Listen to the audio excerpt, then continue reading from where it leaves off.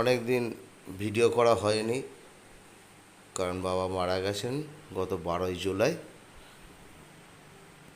করতে পারিনি, তারপরের থেকে আজকে থেকে আবার শুরু করছি।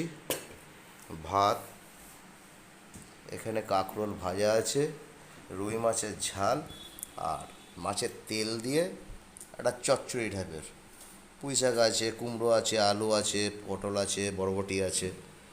এই আজকের খাওয়া দাওয়া, দেখা যাক কেমন হয়েছে। মাছের তেল দিয়ে খাচ্ছি, বেশ সুন্দর হয়েছে, খেতে বেশ ভালোই লাগছে।